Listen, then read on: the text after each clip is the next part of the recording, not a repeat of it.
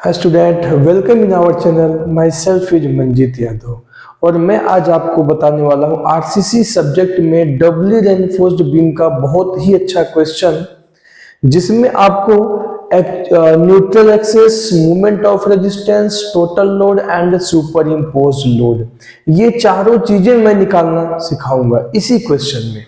यानी एक ही क्वेश्चन में आपके चार चार क्वेश्चन यहाँ पे छिपे हुए हैं।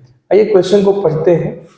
क्वेश्चन है, a doubly reinforced concrete beam of size 300 mm into 500 mm। तो यहां पे लिखा है a doubly reinforced concrete beam. हम यहां से समझ जाएंगे कि ये जो बीम है वो डबली रेनफोर्स्ड बीम का है। ठीक है, साथ ही साथ क्वेश्चन को पढ़ते समय ही हम जो भी वैल्यू गिवन है उसको भी नोट कर लेते हैं। अभी पे जो वैल्यू आपका गिवन है उसको अभी नोट कर लेंगे। तो देखिए बी का वैल्यू कितना दिया गया है। बी का वैल्यू दिया गया है 300 millimetre into 500 mm is reinforced. 500 mm यहाँ पे टोटल डेप्थ है। अगर इफेक्टिव डेप्थ दिया जाता तो ब्रैकेट में वहां पे लिख देता कि ये इफेक्टिव डेप्थ है, बट यहां पर कोई भी डेप्थ का नाम नहीं लिया है, तो ये कैपिटल डी का वैल्यू है आपका 500 millimetre with 4 bars of 22 millimetre diameter on it's bottom. अब जैसा कि आप जानते हैं कि डबली रेनफोर्स बीम में आपको जो टेंसाइल एरिया में भी बार प्रोवाइड किया जाएगा और कंप्रेसिव एरिया में भी बार प्रोवाइड किया जाएगा। तो यहां पर कह रहा है कि बॉटम वाले एरिया में यानी कि टेंसाइल एरिया में यानी एएसटी का वैल्यू दिया गया है 4 बार्स, यानी 4 स्टील डाली गई है 22 mm डायमीटर का। तो एएसटी हो जाएगा 4 इंटू पाई बाई 4 इंटू 22 का स्क्वायर। इसको हम सॉल्व कर लेंगे यहाँ पे, तो ये आपका हो जाएगा पाई इंटू 22 का स्क्वायर 1520.53 मिलीमीटर का square and with 2 bars of 20 mm diameter on it's up side. ऊपर के साइड में जो है 20 mm डाया का 2 स्टील बार यूज किया गया है, यानी कि यहां से हम एएससी निकाल लेंगे। ASC is equal to 2 into pi by 4 into 22 का स्क्वायर, सॉरी 20 का स्क्वायर। 20 mm डाया का यूज किया गया है। तो एएससी सॉल्व करेंगे यहां से, ये हो जाएगा आपका पाई इंटू 20 का स्क्वायर इंटू 2 भी है डिवाइड बाई 4। तो ये हो जाएगा आपका 628.31 मिलीमीटर का स्क्वायर। तो यहां से एएससी हमें मालूम चल गया। ठीक है, आगे देखिए, the effective covering of every line of bars is 50 mm। ये बहुत इंपॉर्टेंट लाइन बोला इसमें कि जितने भी बार यूज किए गए हैं एवरी लाइन, यानी कि बॉटम में भी और टॉप में भी, दोनों में जो रेनफोर्समेंट यूज किया गया है उसका जो इफेक्टिव कवर है वो 50 मिलीमीटर है। यानी ये इफेक्टिव कवर है आपका। कभी कभी क्वेश्चन में दोनों इफेक्टिव कवर अलग अलग दे देगा, तो वहां पे बोल देगा कि इफेक्टिव कवर ऑफ कंप्रेशन बार या effective cover of steel bar in compressive area 40 mm 50 mm या जो भी दिया जाएगा। Effective cover of steel bar in tensile area दोनों अलग अलग दिया जाएगा, बट इस क्वेश्चन में आपको दोनों ही स्टील बार का जो इफेक्टिव कवर दिया गया है वो सेम दिया गया है। यानी कह सकते हैं डी डैश का वैल्यू है कितना, 50 मिलीमीटर। देखिए डी डैश का वैल्यू 50 mm है। कैपिटल डी में से 500 मिलीमीटर हम घटा देंगे, सॉरी 500 mm में से इफेक्टिव कवर माइनस कर देंगे तो स्मॉल डी यहां से आपको मिल जाएगा। स्मॉल डी कैसे निकालेंगे, total depth minus effective cover, यानी कि 500 माइनस 50, ये डी का वैल्यू आपका हो जाएगा 450 मिलीमीटर। ये डी का वैल्यू आपको पता चल गया। और क्या वैल्यू दिया गया है, find the neutral axis, moment of resistance, total load and imposed load which this beam can bear on its 8 meter effective span। यानी यहां पर आपको दिया गया है इफेक्टिव स्पान का वैल्यू दिया गया है यानी कि L का वैल्यू दिया गया है 8 मीटर। ठीक है, use M15 grade of concrete, यानी M15 ग्रेड ऑफ कंक्रीट के लिए सिग्मा सीबी का वैल्यू 5 न्यूटन पर मिलीमीटर स्क्वायर होता है and Fe 415 grade of steel and Fe 415 grade of steel के लिए सिग्मा एसटी का वैल्यू 230 न्यूटन पर मिलीमीटर स्क्वायर होता है और M15 ग्रेड ऑफ कंक्रीट के लिए ही जो मॉड्यूलर रेशियो M का वैल्यू होता है वो 18 होता है।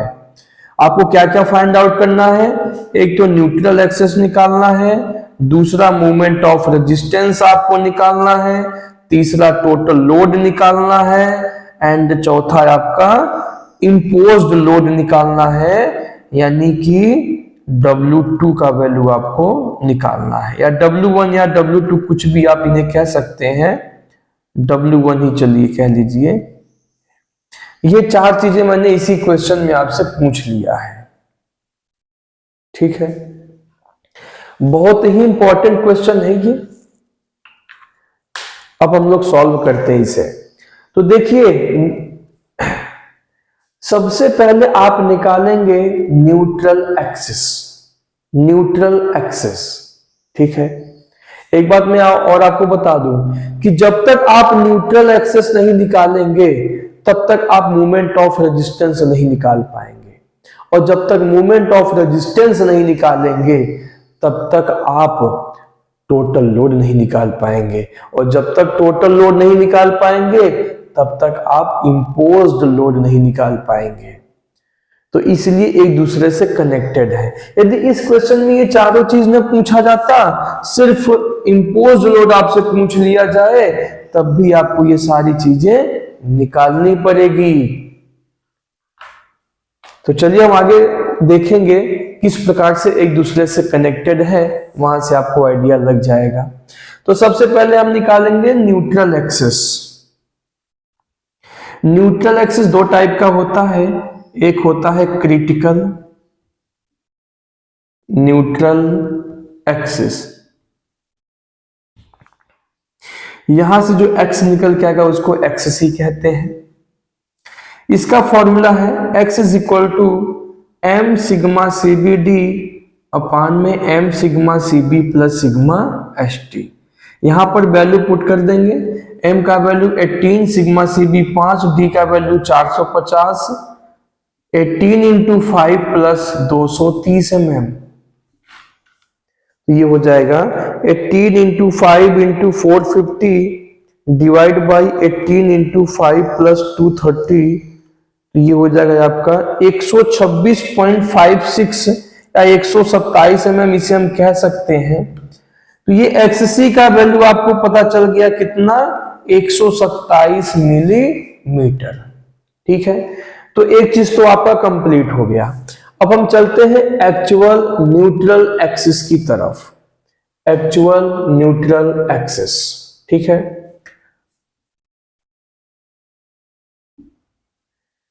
एक्चुअल न्यूट्रल एक्सिस, यहां से जो एक्स निकलेगा उसको हम क्या बोलेंगे, XA कहेंगे। ठीक है, फॉर्मूला है आपका bx square upon 2 plus 1.5 m minus 1 into ASC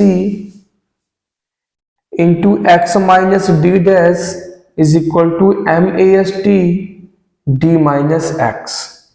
ये फॉर्मूला होता है आपका एक्चुअल न्यूट्रल एक्सिस निकालने का। ठीक है, तो b का वैल्यू रखेंगे 300 mm into x square by 2 plus 1.5 m का वैल्यू 18 है माइनस 1 इंटू ASC का वैल्यू है 628.31, x माइनस डी डैश का वैल्यू 50 mm है, m का वैल्यू 18 है इंटू AST का वैल्यू कितना है 1520.53,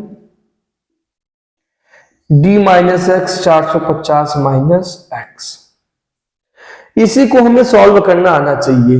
यहां से हमें x का वैल्यू निकालना है। ठीक है, तो x का वैल्यू कैसे निकालेंगे, इसको कैंसिल करेंगे तो ये हो जाएगा 150x² प्लस, अब हम एक काम करते हैं, यहां से लेके यहां तक पूरा एक बार में सॉल्व करना है। कैसे करेंगे देखिए, 1.5 इंटू 18 - 1 इतना सॉल्व करेंगे, इक्वल कर देंगे, इंटू इसका मल्टीप्लाई कर लीजिए, इंटू 628.31 ये हो गया। एक्स में करेंगे पहले आप, तो ये हो जाएगा 16336.06 माइनस 50 में मल्टीप्लाई कर देंगे इंटू 50, ये हो जाएगा आपका 816,803 इज इक्वल टू, अब ऐसे इधर भी मल्टीप्लाई कर लेंगे आप, 18 इंटू 1520.53, पहले एक्स में करेंगे आप, दो लाइन में मैं लिख देता हूं, माइनस 27369.54x, फिर 450 में मल्टीप्लाई कर देंगे, 450, 1231629 तो अब इधर हमें मिटाना पड़ेगा, वैल्यू हम लोग देख लेंगे किसका वैल्यू कितना है। ठीक है, तो सॉल्व करते समय वैल्यू हम लोग यहीं पे देख लेंगे, ऊपर से डायरेक्ट देख के सॉल्व कर लेंगे। एक बार तो मैंने आपको बता दिया कि कितना कितना वैल्यू है आपका। ठीक है,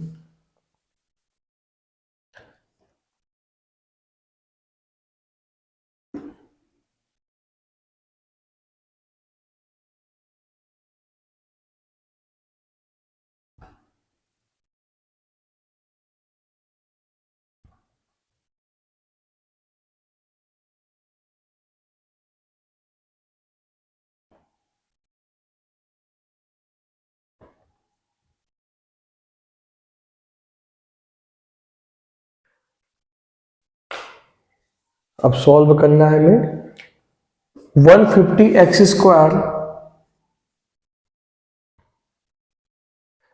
ये x का टर्म है, ये वाला भी है, इसको आप इधर लाएंगे तो माइनस में है ना, तो प्लस में हो जाएगा, तो इसको ऐड कर लीजिए, तो ये हो जाएगा आपका 16336.06 प्लस 27369.54, तो ये हो गया आपका प्लस 43705.6x। अब ये माइनस में है, ये वाला भी इधर लाएंगे तो माइनस में हो जाएगा, तो माइनस माइनस ऐड कर लेंगे उसे, 816803 प्लस 1231629 ऐड करेंगे दोनों, बट लिखेंगे माइनस में ही, 131333096 इज इक्वल टू 0। आगे आपको सॉल्व करना आता है, मैंने सिंगली रेनफोर्समेंट बीम में निकालना आपको सिखा दिया है कि किस तरीके से जब आपका इक्वेशन कुछ इस टाइप से बन जाए तो कैसे सॉल्व करेंगे। ठीक है, तो मैंने बताया था कि ax² plus bx plus c is equal to 0 से कंपेयर कर लेंगे आप पहले इसे। ठीक है, कंपेयर करने के बाद x² का वैल्यू 150 है, x का वैल्यू 43705.6 है, एंड c का वैल्यू माइनस में है 131333096, और फॉर्मूला आप लगा देंगे x is equal to minus b plus minus under root b square minus 4ac/2a। इस टाइप में मैंने बहुत सारे क्वेश्चन आप लगाया, वहां पे मैंने डिटेल में बताया कैसे सॉल्व करेंगे, तो मैं डायरेक्ट ही सॉल्व कर दे रहा हूं, या एक बार मैं वैल्यू रख दे रहा हूं आपके लिए। माइनस बी का वैल्यू कितना है 43705.6 का स्क्वायर, प्लस माइनस दोनों होता है तो प्लस ले लेंगे बस, बी स्क्वायर 43705.6 का स्क्वायर माइनस 4 इंटू ए का वैल्यू 150 है, सी का वैल्यू माइनस में है तो माइनस माइनस यहाँ प्लस हो जाता है 1313309 डिवाइड बाई 2a, 2 इंटू 150। इसको बहुत ज्यादा हम लंबा नहीं लेके जाएंगे, डायरेक्ट यहाँ पे सॉल्व कर लेंगे हम, इंटू 150 इंटू 4 प्लस 43705.6 का square under root answer minus b 43705.6 का यहाँ स्क्वायर नहीं है, ये इक्वल डिवाइड बाई 2a, 184 में आ गया है आपका ये 144 मिलीमीटर। अब देखिए आपका एक्स का वैल्यू जो निकल के आया है वो 127 आया है और एक्स ए का वैल्यू आपका आया है 184 मिलीमीटर। ठीक है, तो न्यूट्रल एक्सिस तो आपको पता चल गया, न्यूट्रल एक्सिस आपको मालूम चल गया है। ठीक है, अब हम बात करेंगे मूवमेंट ऑफ रेजिस्टेंस की। तो मूवमेंट ऑफ रेजिस्टेंस के लिए देखो दोनों का कंपेयर करेंगे आप। जो वैल्यू निकाल रहे हैं मैं यहाँ पे लिख दे रहा हूं, एक जगह कहीं लिख देते हैं, काम करते हैं यहीं पे। एक्स का वैल्यू मिल गया देखिए आपका 127 mm। ठीक है, एक्स ए का वैल्यू मिल गया 184 mm। और एएससी और एएसटी और निकाल लीजिए जिससे सॉल्व न करना पड़े आगे हमें।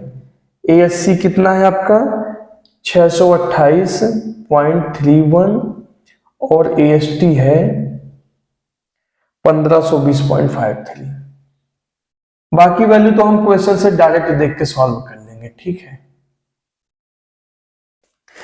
अब एक्ससी और एक्सए में कंपेयर करेंगे आप, एक्ससी और एक्सए में कंपेयर करेंगे तो देखिए एक्सए का वैल्यू ज्यादा है। जब एक्सए का वैल्यू ज्यादा है यानी x a is greater than x c, then beam section is over reinforced beam section. यदि आपका बीम में एक्सए का वैल्यू ज्यादा आता है एक्ससी से तो इस टाइप के बीम को क्या बोलेंगे, over reinforced beam section. Over reinforced beam section का मतलब क्या होता है कि यहाँ पे जो आपका बीम फेल होने वाला है वो कंक्रीट के एरिया में यानी कंप्रेसिव एरिया की वजह से पहले फेल होगा, कंप्रेसिव एरिया में पहले फेल होगा और टेंसाइल एरिया में बाद में फेल होगा। क्यों? क्योंकि ओवर रेनफोर्स्ड है, अति प्रबलित धरण है। अति प्रबलित का मतलब क्या, उसमें स्टील की मात्रा काफी डाली गई, उसमें स्ट्रेस बहुत है अभी उसके अंदर, तो कंप्रेसिव एरिया में बीम पहले फेल होगा बाद में टेंसाइल एरिया में फेल होगा। तो हम जिसमें पहले फेल होता है उसी का मोमेंट ऑफ रेजिस्टेंस हम निकालते हैं। तो यहां पर क्या है आपका XA is greater than XC, then beam section is over reinforced beam। ठीक है, तो इस केस में जो मोमेंट ऑफ रेजिस्टेंस का फॉर्मूला हम यूज करते हैं वो करते हैं bx sigma cb by 2 into d minus x by 3 plus 1.5 m minus 1 into asc into sigma cb dash into d minus d dash।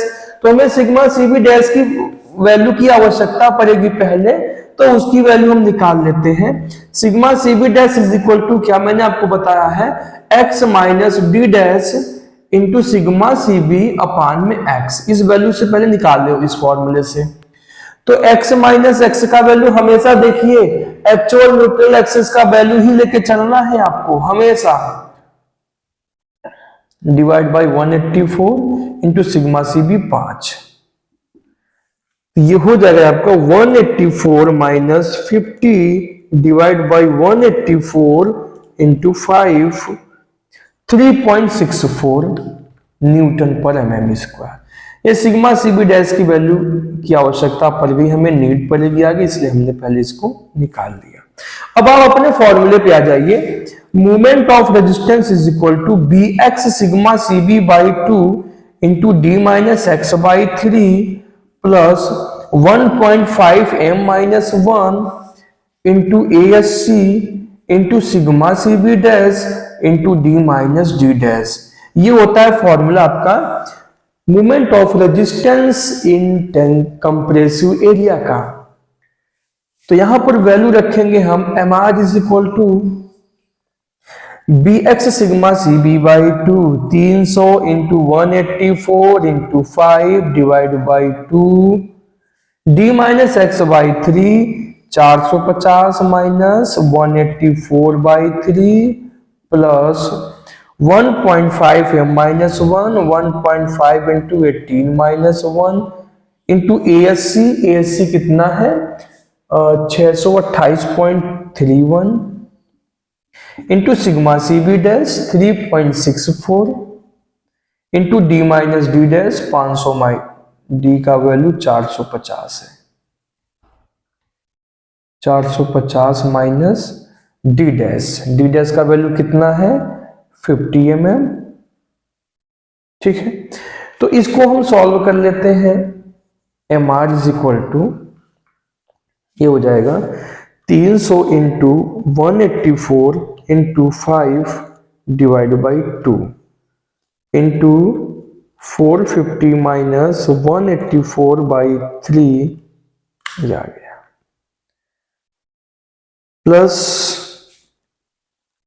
1.5 into 18 minus 1 bracket बंद into 628.31 into 3.64 into 450 में 50 घटाएंगे तो 400 mm आ जाएगा, 400 mm। तो यह आ गया आपका 77421303.36 Newton millimetre. ये वैल्यू आ गया आपका। यानी हम कह सकते हैं कि मोमेंट ऑफ रेजिस्टेंस का वैल्यू आ गया आपका 77.42 1 2 3 4 5 6 इंटू 10⁶ न्यूटन मिलीमीटर। हमेशा वैल्यू न्यूटन मिलीमीटर में निकल के आएगा ये। तो ये आ गया आपका आंसर मोमेंट ऑफ रेजिस्टेंस का। यदि क्वेश्चन में सिर्फ मोमेंट ऑफ रेजिस्टेंस पूछा जाता तो आगे हमें सॉल्व करने की आवश्यकता नहीं थी, बट आगे हमसे लोड भी पूछा गया है तो लोड को भी हम सॉल्व करेंगे। ठीक है, अब एक चीज ध्यान देना है कि यदि इसके आगे हमें लोड के कॉन्सेप्ट की तरफ हम जाते हैं तो मीटर में लेके चलना है। यहां तक तो हमें मिलीमीटर में ही सबको लेके चलना था, लेकिन आगे हम मीटर में लेके चलेंगे। उसका एक छोटा सा रीजन है कि हम यूडीएल में निकालेंगे, पर मीटर लेंथ में निकालते हैं, तो इस वजह से जो है हम आगे मीटर में ही लेके चलते हैं।